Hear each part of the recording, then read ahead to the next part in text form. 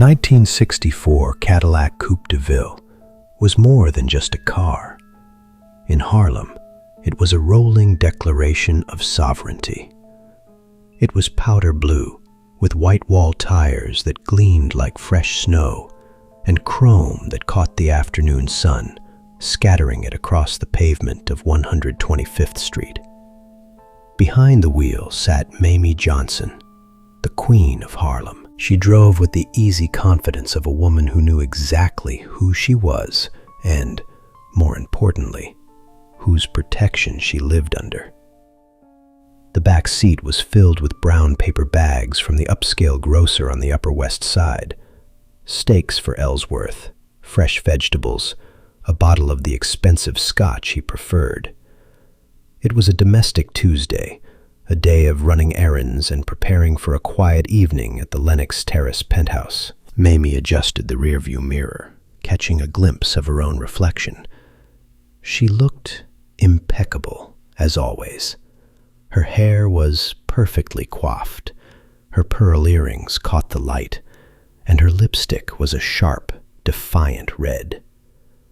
She was the wife of Bumpy Johnson, and she wore that title like a suit of armor.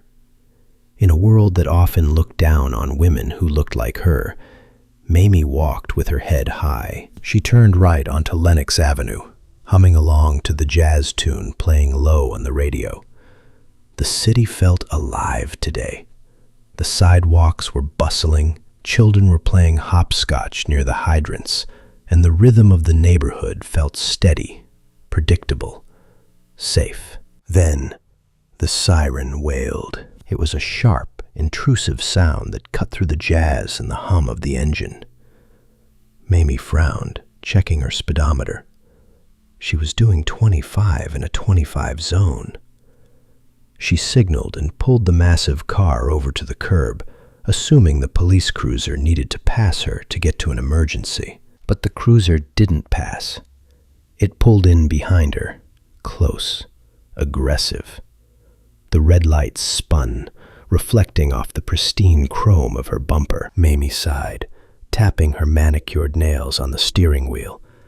Just a ticket, she whispered to herself. Just a misunderstanding. She watched in the side mirror as two officers stepped out. They were white, uniformed, and moving with a swagger that made Mamie's stomach tighten. She knew the local beat cops. Bumpy paid enough into the Policemen's Benevolent Association to ensure that most officers waved at her car rather than stopped it.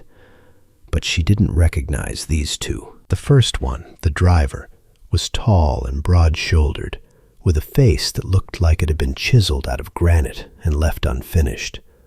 His name tag read Miller. He approached the driver's side window, not with the professional detachment of a traffic cop, but with a smirk playing on his lips.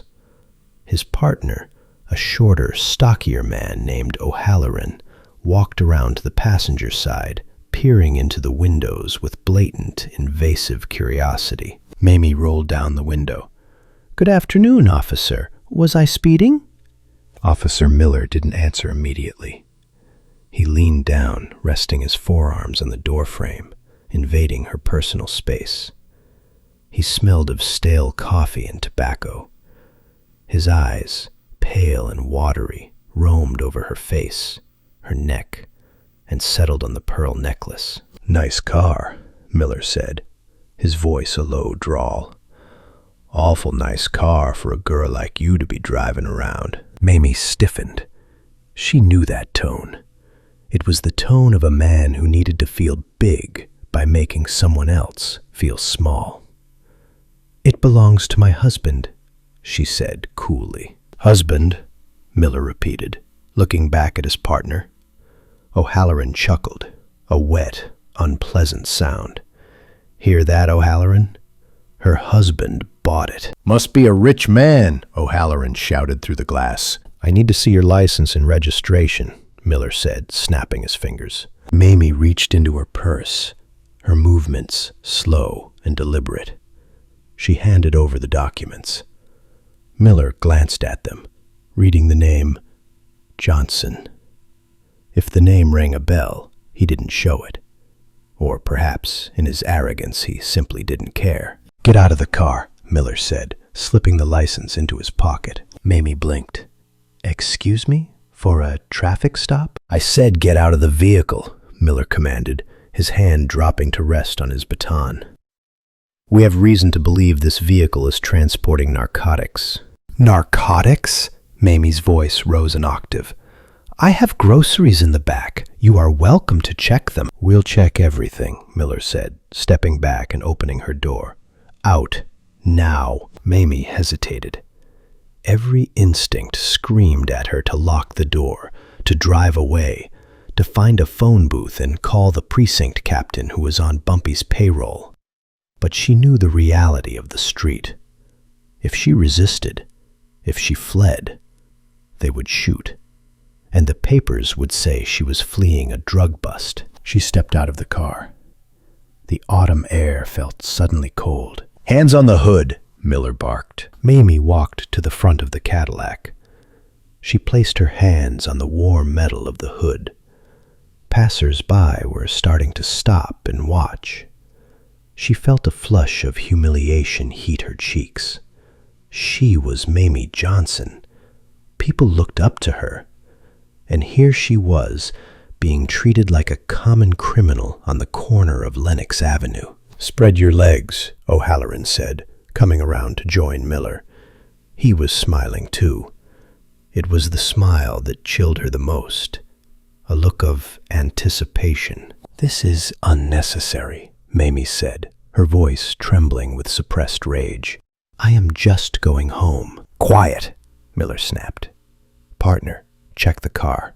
I'll search the suspect." O'Halloran dove into the back seat, ripping open the paper bags, throwing the vegetables and the expensive steak onto the floor of the car, trampling them with his muddy boots. Miller stepped up behind Mamie. "Gotta be thorough," he whispered in her ear. "These female couriers hide dope in all sorts of places." He began the pat-down. It started professionally enough, a quick check of her sides. But then, his hands lingered. He ran his palms down her hips, pressing too hard, moving too slow. He wasn't searching for contraband. He was searching for power. He moved his hands across her stomach, then up toward her chest. Mamie flinched, trying to pull away. "Officer, stop!" "Stand still," Miller shouted, shoving her forward so her chest collided with the hood of the car. He laughed. It was a loud, barking laugh that echoed down the street. He looked at the people watching, daring them to intervene, then looked back at Mamie's defenseless form. "You're hiding something," Miller said, his voice dropping to a greasy whisper. "I can feel it." He moved his hand again, sliding it down her thigh, his fingers digging into her flesh, moving inward. It was a violation. It was an assault masquerading as police work. He wasn't looking for drugs. He was taking what he felt entitled to. Her dignity, her space, her body. Mamie didn't think. She reacted. She spun around, her eyes blazing with a fury that superseded her fear. She swung her hand and connected hard with the side of Officer Miller's face. Crack! The sound was sharp and shocking. Miller stumbled back a step, a red handprint blooming on his pale cheek. The laughter died in his throat. His eyes went wide, then narrowed into slits of pure malice. "You little," Miller snarled. He didn't reach for his cuffs. He reached back and slapped her. It wasn't a warning tap. It was a full-force backhand.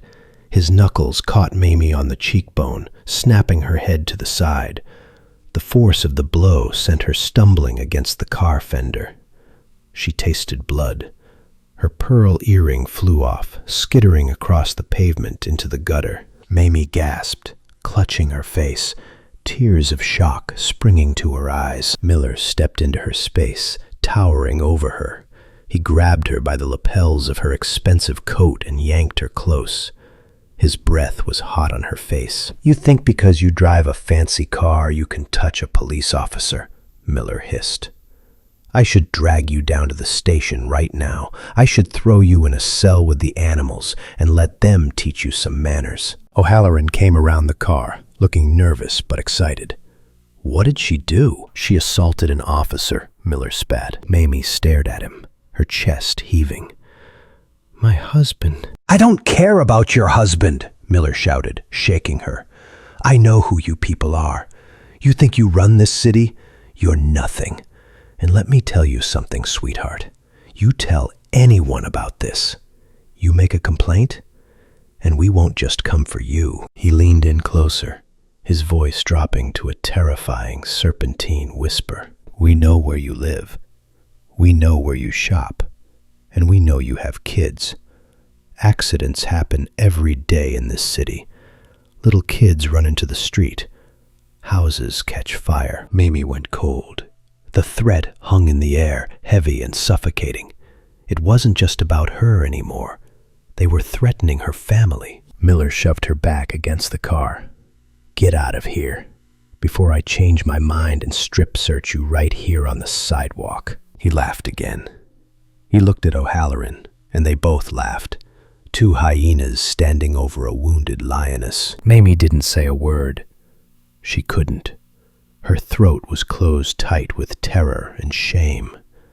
She scrambled back into the driver's seat, her hands shaking so badly she could barely turn the key.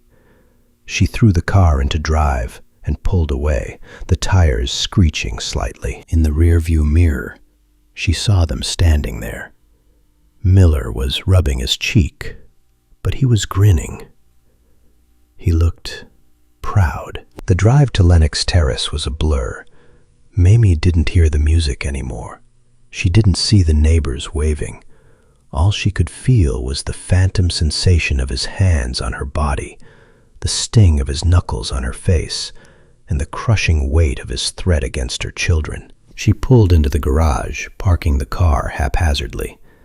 She sat there for a long time, gripping the steering wheel, trying to stop the tears. She was the queen. She wasn't supposed to cry. But the queen had been dragged through the mud, and the armor felt cracked. She checked her face in the mirror. Her cheek was swelling, turning a dark, angry purple. Her lip was split. She tried to fix her hair, tried to wipe away the blood, but the damage was done. She took a deep breath, grabbed the remaining grocery bags from the floor where O'Halloran had thrown them, and walked to the elevator. She had to tell him. She had no choice. The penthouse was quiet. It smelled of lemon polish and cigar smoke, a comforting, masculine scent that usually made Mamie feel safe. Bumpy Johnson was sitting in his favorite leather armchair by the window, overlooking the city that he ruled. He was wearing a silk robe over his trousers, a glass of amber whiskey in his hand, reading the evening edition of the newspaper. He looked up as the door opened, a smile already forming on his lips. "You're back late, Mamie. I was starting to think you ran off with the butcher." He folded the paper, waiting for her witty retort. It didn't come. Mamie stood in the entryway, the grocery bags slipping from her fingers to the floor. The sound of glass breaking inside one of the bags, a jar of pickles perhaps, punctuated the silence. Bumpy frowned, standing up. "Mamie?" She stepped into the light. Bumpy stopped. The smile vanished from his face, as if it had never existed. His eyes, usually warm when they looked at her, went flat and dead. He took in the disheveled hair, the missing earring, and then the bruise, the dark, swelling welt on the side of her face, the cut on her lip. He didn't rush to her. He didn't shout. Bumpy Johnson moved with the terrifying stillness of a predator that has just spotted a threat.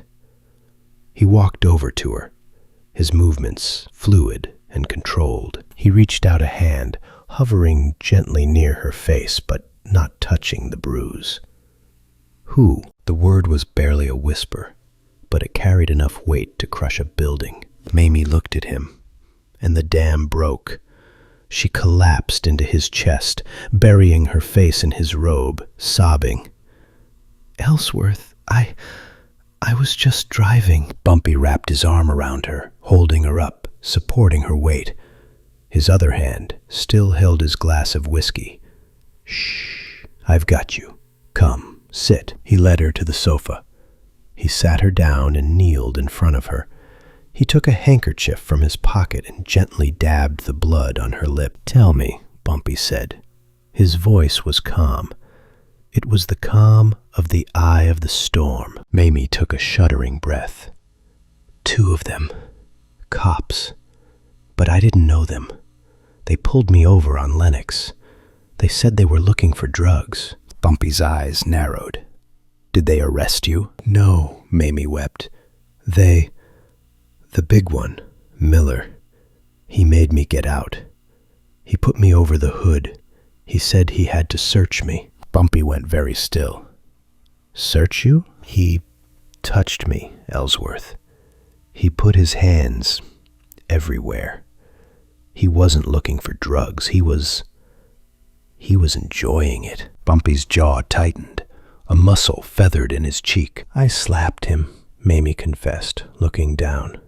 "I couldn't help it. He was touching my legs, moving up. I just hit him." "Good," Bumpy said softly. "He hit me back," Mamie whispered, touching her bruise. "He punched me in the face. And then he told me that if I said anything, he said they knew where we lived. He said they knew about the kids.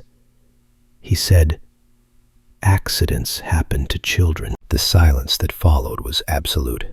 The sounds of the city outside seemed to simply cease to exist. The air in the penthouse grew heavy, charged with a violent electricity. Bumpy stared at his wife. He looked at the woman he loved more than life itself, the woman he had built this empire to protect. He saw the fear in her eyes, a fear that he had sworn she would never have to feel. He was holding his whiskey glass in his right hand.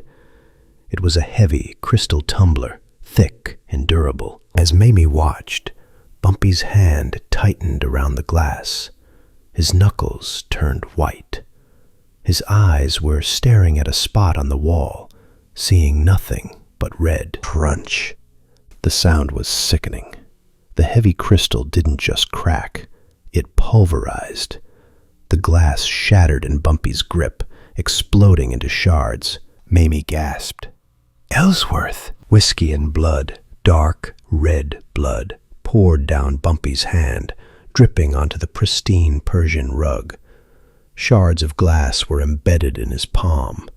A large piece was sticking out of his thumb. Bumpy didn't flinch. He didn't look at his hand. He didn't open his fingers.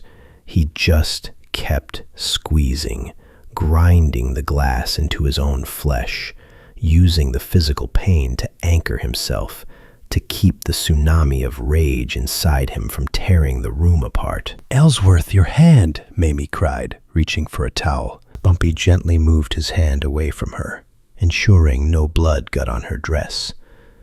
He stood up. He walked to the trash can and opened his hand, letting the shards and the blood fall. He wrapped a napkin around the wound, pulling it tight, his face devoid of any expression of pain. "Miller," Bumpy said. It wasn't a question. "Miller," Mamie confirmed, trembling. "And O'Halloran, a beat cop car, number 402. Bumpy nodded. He walked to the phone. He didn't dial the hospital. He didn't dial the police station. He dialed a number that belonged to a pool hall on 116th Street. "Zip," Bumpy said into the receiver. His voice sounded like grinding stones. "Get Junie. Get the car. Come to the house. Now." He hung up. He walked back to Mamie. He kissed her forehead, right above the bruise. "Go wash your face, baby," Bumpy said softly. "Take a warm bath. Put on your robe." "Where are you going?" Mamie asked, fear creeping back into her voice. "Ellsworth, they are police. If you do something, if you go after them, it's war." Bumpy looked at her. His eyes were dark voids. "They touched my wife," Bumpy said. "They threatened my children. That isn't war, Mamie. That is a death sentence." "Please," she whispered, "be careful." "I am always careful," Bumpy said, "but tonight I am going to be thorough." 30 minutes later, Zip and Junie Bird were standing in the living room. They were hardened men, used to the violence of the trade, but even they looked unsettled by the sight of Mamie's face and Bumpy's bandaged, blood-soaked hand. "Cops?" Zip asked, his voice low. "Strangers," Bumpy said. "Miller and O'Halloran, driving car 402. "I don't know 'em," Junie said, shaking his head. "Must be transfers from downtown to the Bronx. The local boys wouldn't dare." "Find them," Bumpy ordered. "I want to know who they are. I want to know where they live. I want to know where they drink. And I want to know if they've done this before." "Done what?" Zip asked. "Use the badge to put their hands on women," Bumpy said, the temperature in the room dropping again. Zip nodded. "We're on it, boss." They left. Bumpy sat in the dark living room, watching the lights of the city. His hand throbbed, a dull, rhythmic ache that matched the beating of his heart. Every time it throbbed, he saw Miller's face. He saw the handprint on Mamie's cheek. Midnight approached before the phone finally rang. Bumpy picked it up. "Talk." It was Zip. "We got 'em, Bumpy. Took a few hours to track down their files. They transferred from the 9th Precinct 2 months ago. Excessive force complaints, but the union buried 'em. And Bumpy..." "What?" "We did digging. Talked to some of the girls working the corner of 125th, and a waitress at the diner. These guys, it's a pattern. They pull over women driving alone. Black women. They do the drug search routine. They touch 'em. They humiliate 'em. Most of the women are too scared to talk because these guys threaten to plant dope on them or hurt their families." Bumpy closed his eyes. It wasn't an isolated incident. It was a hobby. They were predators hunting in his kingdom, using the law as a shield. "Where are they now?" Bumpy asked. "They went off shift at 8, Zip said. "They live in Queens, Flushing, 2 stops apart. They're at home, tucked in." "Good," Bumpy said. "Get the boys, the quiet ones. No guns. I want ropes.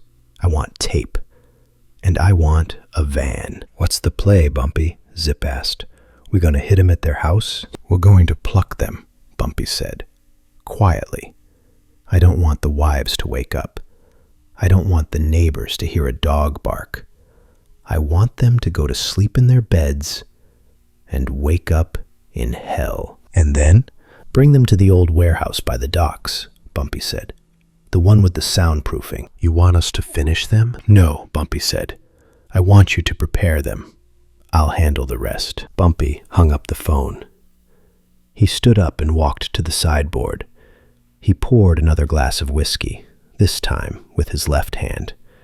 He drank it in one swallow. He looked down at his bandaged hand.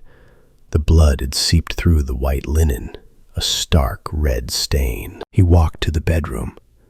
Mamie was asleep, fitfully, the sedative he had given her finally taking hold. He looked at her bruised face one last time. He felt a cold resolve settle over him, displacing the red rage. Rage was messy. Rage made mistakes. What he needed now was precision. He went to his closet and changed. He took off the silk robe and put on a dark suit, a black turtleneck, and soft-soled shoes. He grabbed his heavy wool coat. He didn't take a gun. He wouldn't need one. He walked out of the apartment, taking the service elevator down to the garage where Zip was waiting with the car. "Ready, boss?" Zip asked as Bumpy slid into the back seat. "Drive," Bumpy said. As the car slipped out into the Harlem night, Bumpy Johnson lit a cigar. The flame illuminated his face for a brief second, revealing eyes that held no mercy, no hesitation, and absolutely no forgiveness. The monsters thought they were the hunters. They thought the badge made them untouchable. They were about to learn that in Harlem, the king outranked the law, and the king was coming to collect. The car merged onto the highway, heading toward Queens. The city lights blurred past, indifferent to the violence that was about to unfold. Bumpy watched the smoke from his cigar curl up against the window. He thought about the whiskey glass shattering in his hand. He thought about the blood. He hoped Miller and O'Halloran enjoyed their sleep. It would be the last peaceful moment they would ever have. The Queens neighborhood of Flushing was a world away from Harlem. Here, the lawns were manicured squares of green, the fences were white pickets, and the silence of 3 a.m. was broken only by the chirping of crickets, not sirens. It was a place where people felt safe, especially people like Officer Miller. Miller lived in a modest 2-story house on a cul-de-sac. He slept soundly next to his wife, his breathing heavy and rhythmic, the deep sleep of a man with no conscience. He had gone to bed feeling powerful. He had retold the story of the traffic stop to O'Halloran over beers at a local bar earlier that evening, laughing about how the fancy lady had shaken like a leaf. He felt untouchable. He didn't hear the lock on his back door click open. Zip was a master of the lockpick, a skill honed over decades in the trade. He moved like smoke through the kitchen, avoiding the creaky floorboards he had identified during his reconnaissance an hour earlier. Behind him were 2 of Bumpy's most reliable enforcers, Tiny and Big Earl. They wore soft-soled shoes and dark clothes. They carried no guns, only heavy canvas sacks and lengths of thick marine-grade rope. They moved up the stairs in single file. The house smelled of pot roast and floor wax. It was aggressively normal, a stark contrast to the monster sleeping in the master bedroom. Zip pushed the bedroom door open. It swung silently on well-oiled hinges. Miller was sprawled on his back. His service revolver was on the nightstand, but he would never reach it. Zip signaled. Tiny moved with terrifying speed for a man of his size.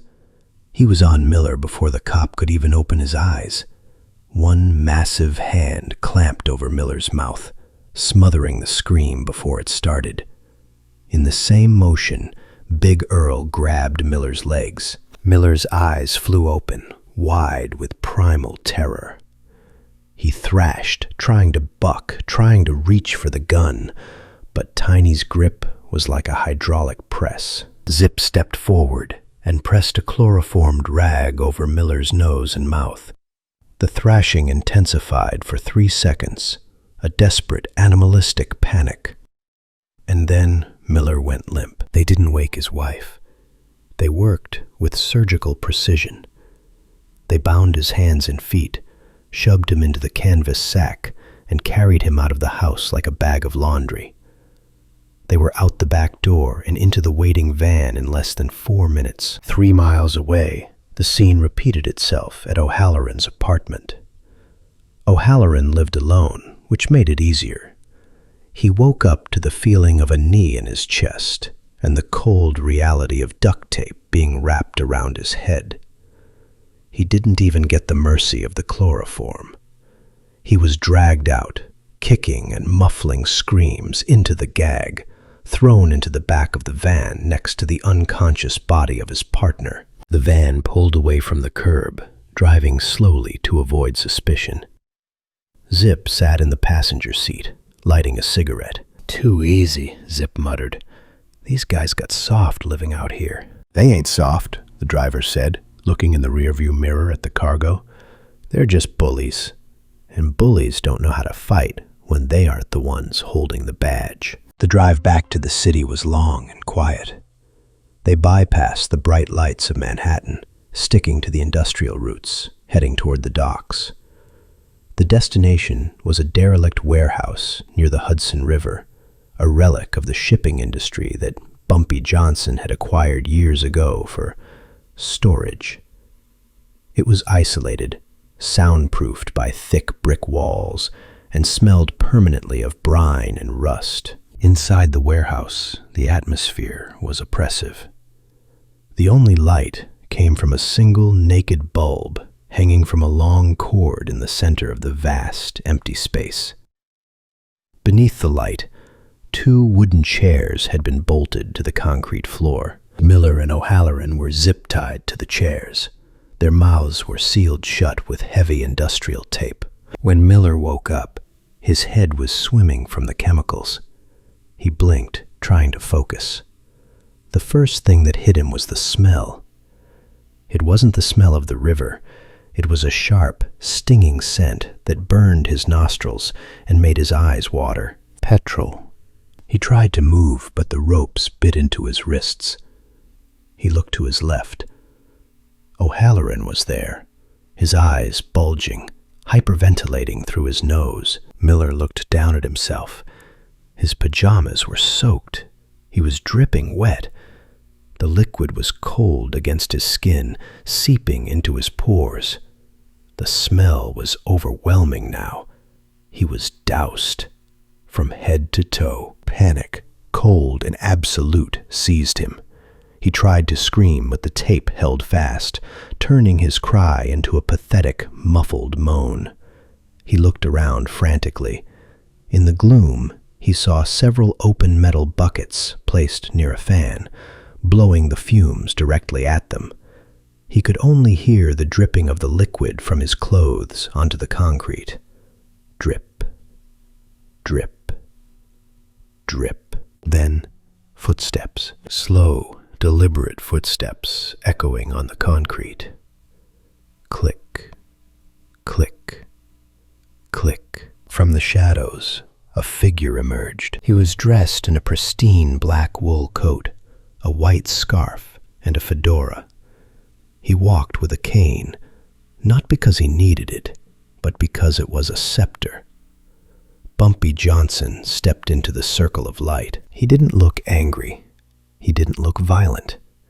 He looked like a judge walking into a courtroom. Miller froze. He recognized the man immediately. He had seen the mugshots. He had heard the stories. He had laughed at the stories, calling Bumpy a thug in a suit. But seeing him now, in the flesh, Miller realized that Bumpy Johnson was not a thug. He was a force of nature. Bumpy stopped 5 feet away from them. He stood perfectly still, his hands resting on the head of his cane. He stared at them. He didn't blink. It was a haunting stare, a look that stripped away their badges, their authority, and their arrogance, leaving them naked and shivering. He stared at them for a full minute. The silence was louder than any scream. O'Halloran was shaking so hard his chair was vibrating against the floor. Miller was sweating, the sweat mixing with the fluid, stinging his eyes. Bumpy finally moved. He reached out to a small table that had been set up in the shadows. He picked up a crystal glass and a bottle of expensive single malt whiskey. He poured the glass full. The amber liquid glinted under the harsh bulb. Bumpy walked over to Miller. He stood right in front of him. Miller squeezed his eyes shut, expecting to be hit with the bottle. Instead, Bumpy tilted the glass. He poured the whiskey slowly over Miller's head. The alcohol splashed over his face, running into his eyes, mixing with the clear liquid already soaking him. Miller flinched violently, thrashing against the ropes, thinking it was acid, thinking it was an accelerant. Bumpy stepped back. He took a cigar from his pocket. He cut the tip with a small gold cutter. Snip. The sound echoed in the silence. He struck a match. The flame flared up, bright and yellow. Miller and O'Halloran stopped breathing. Their eyes were locked on that tiny flame. It was the only thing in the world. If that flame touched them, they would become human torches. They would die screaming. Bumpy lit the cigar, puffing on it slowly until the tip glowed a bright, angry orange. He shook out the match and dropped it on the floor, inches from the puddle accumulating under Miller's chair. The cops flinched, trying to pull their legs back, their muffled screams rising in pitch. The match was out, but the fear was electric. Bumpy took the cigar from his mouth. He examined the glowing ash. "I know you," Bumpy said. His voice was soft, barely a whisper, but it carried to the corners of the room. "I know your names. Miller, O'Halloran. I know where you live. I know you like to sleep with your windows open in the autumn." He took a step closer, the cigar smoke drifting around his head like a halo. "I know you like to stop women," Bumpy continued. "I know you like to pull them over on dark streets. I know you like to make them beg." He looked at Miller. "You pulled over a blue Cadillac yesterday afternoon. You put your hands on the driver. You laughed." Bumpy leaned in, the cigar inches from Miller's soaked chest. The heat from the ember radiated against Miller's skin. "Do you know who that driver was?" Bumpy asked. Miller shook his head frantically, tears streaming down his face, mixing with the whiskey and water. "Please, God, no." "That was my wife," Bumpy said. "That was Mamie Johnson." Miller closed his eyes. He knew he was dead. He had touched the Queen. He had signed his own death warrant. "You threatened my children," Bumpy said, his voice hardening into steel. "You told her that accidents happen." Bumpy stood up straight. He looked at the two men, pathetic and broken, dripping. "You like money, don't you?" Bumpy asked. "That's why you do it. You shake down the drug dealers, you shake down the numbers runners. You think everyone has a price." The men nodded behind their gags, desperate to agree, desperate to offer anything. "Money. Take the money. We have savings. Take it all." "I don't need money," Bumpy said. He took a long drag of the cigar. The tip glowed brighter. "And I don't need apologies." Bumpy pulled his arm back. He looked like he was about to throw the lit cigar right into Miller's lap. Miller and O'Halloran screamed. It was a primal, muffled shriek of absolute terror. They squeezed their eyes shut. They clenched their muscles, waiting for the explosion of heat, waiting for the end. Bumpy threw the cigar. It arced through the air. It landed on Miller's thigh. Miller screamed again, thrashing, waiting for the ignition. He waited for the whoosh of flame, but nothing happened. The cigar bounced off his wet pants and rolled onto the floor. It sizzled in a small puddle of liquid and went out. Vzzt! Silence returned to the warehouse. Miller opened one eye. He looked down. He wasn't on fire. O'Halloran wasn't on fire.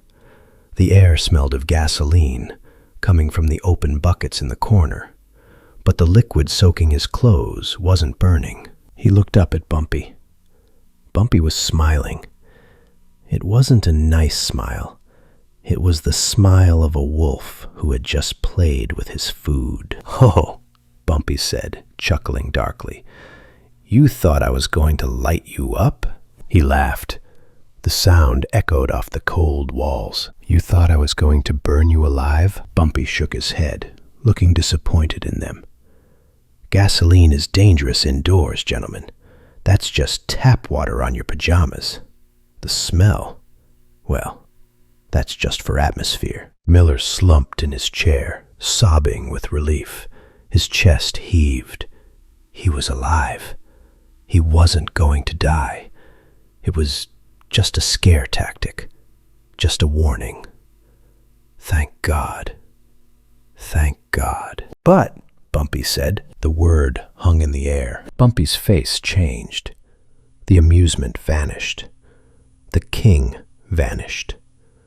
What remained was the protector, the man who had shattered a crystal glass in his own hand out of pure rage. "Every good king must slay the monsters from his kingdom," Bumpy said, his voice dropping to a growl. "And you two, you are the worst kind of monsters." Bumpy gestured to the shadows. "We checked," Bumpy said. Zip asked around. It wasn't just Mamie. It was Sarah from the diner. It was Mrs. Gable from the church. It was young girls walking home from school. You didn't just stop them. You hunted them. You touched them. You made them feel small so you could feel big. Bumpy walked toward the door. He turned his back on them. Miller's relief evaporated. The panic returned, colder and sharper than before. "Boys," Bumpy said without looking back, "show them a little Harlem hospitality." From the shadows, Zip, Junie, Tiny, and Big Earl stepped forward. They weren't holding guns. They were holding heavy wooden bats and lengths of lead pipe wrapped in towels. They were rolling up their sleeves. They didn't look angry. They looked focused. They looked like men who had sisters, wives, and daughters. Bumpy opened the heavy metal door and stepped out into the night air. Behind him, the first scream echoed through the warehouse. It wasn't muffled this time. It was the sound of a debt being paid. Bumpy walked to the edge of the pier. He looked out at the dark water of the Hudson River. He lit a fresh cigar. He listened to the sounds coming from the warehouse. He didn't enjoy it. He took no pleasure in pain. But he believed in balance. Miller and O'Halloran had used their hands to hurt women.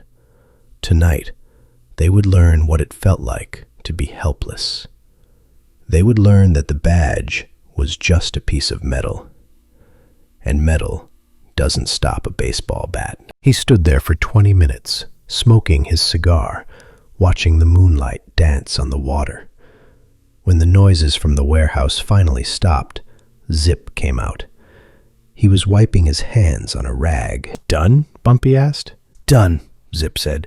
"They're still breathing. Barely." "Good," Bumpy said. "Make sure they stay that way. I want them to remember this. Death is too easy for men like that." "What about the display?" Zip asked. "Like you wanted?" "Yes," Bumpy said. "Do it exactly as I said. And make sure you use the pictures." "The pictures?" "The ones the boys gathered," Bumpy said. "The photos of the women they harassed. I want them to know exactly why they're hanging there." "You got it, boss." Bumpy threw his cigar into the river. It hissed as it hit the water. "Take me home," Bumpy said. "My wife is waiting." The next morning, the sun rose over Harlem, bright and unforgiving. The city woke up to the smell of coffee and the sound of traffic. But on 125th Street, near the subway entrance, the busiest spot in the neighborhood, traffic had stopped. A crowd had gathered. They were standing in a circle, looking up at the lamp post. They were pointing. They were whispering. Some were laughing. Some were just staring in shock. Hanging from the lamp post were two men. But they weren't hanging by their necks. Thick marine rope was knotted tightly around their ankles, suspending them upside down like cured meat. They swayed gently in the morning breeze, roughly 4 feet off the ground. They were stripped to their underwear. Their bodies were a map of bruises, black, blue, and purple welts covering their ribs and legs. Their faces were swollen, their eyes shut tight. They were unconscious, but very much alive. A low, pained moan escaped Miller's lips as the wind spun him slowly, proving to the crowd that this wasn't a lynching. It was a punishment. It was Miller and O'Halloran. But it wasn't just their beaten, inverted bodies that drew the crowd's attention. It was what was taped to them. Covering their chests, their backs, and their legs were dozens of photographs. They were headshots, family photos, and snapshots of women. Black women. the women of Harlem. There was a photo of Sarah, the waitress, a photo of Mrs. Gable, a photo of the schoolgirls, and right in the center of Miller's upside-down chest was a picture of Mamie Johnson, cut from the Amsterdam News. Written across their bare chests in red paint was a single word: touch. And below that, on a cardboard sign hanging from Miller's neck, never again. The police sirens wailed in the distance, getting closer. The crowd didn't disperse. They stood their ground. They looked at the two men who had terrorized their wives and daughters, now reduced to hanging meat, humiliated and broken for all the world to see. For the first time in a long time, the people of Harlem didn't look afraid. They looked vindicated. High above the street, in the penthouse at Lenox Terrace, Mamie Johnson sat at the breakfast table. She was wearing a silk robe. The bruise on her cheek was dark and ugly, but she had covered it lightly with powder. She was sipping tea, her hand trembling slightly. Bumpy walked in from the kitchen. He placed a plate of eggs in front of her. He kissed the top of her head. "Eat," Bumpy said gently. "You need your strength." He sat down opposite her and opened the morning edition of the New York Daily News. He didn't look at the front page. He turned to the sports section, acting as if it were any other Wednesday. Mamie looked at him. She saw the bandages on his hand where the glass had cut him. She saw the calmness in his face. "Ellsworth," she whispered. "Yes, baby?" Is it done?" Bumpy folded the paper. He looked her in the eye. "The trash has been taken out," Bumpy said. Mamie nodded. She didn't ask for details. She didn't want to know about the warehouse or the bats. But she needed to know one thing. "Are they?" "They are alive," Bumpy said, his voice even. "I didn't kill them, Mamie. But they won't be police officers anymore. And they won't be coming back to Harlem. They have been resigned." Just then, the phone rang. It was Zip. Bumpy answered it. He listened for a moment, a small, grim smile touching his lips. He hung up. "Turn on the radio," Bumpy said. Mamie reached over and clicked the dial. The news announcer's voice filled the kitchen. "Shocking scene in Harlem this morning, where 2 NYPD officers were found bound and beaten, suspended by their feet from a lamp post on 125th Street. The officers, identified as Patrolmen Miller and O'Halloran, were found alive but suffering from severe injuries. Sources say the officers were covered in photographs of local women.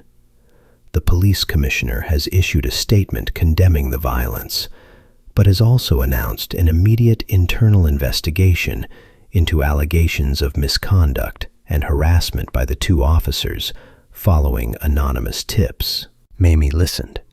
She stared at the radio. They were found hanging by their feet, covered in photos. She felt a wave of nausea wash over her.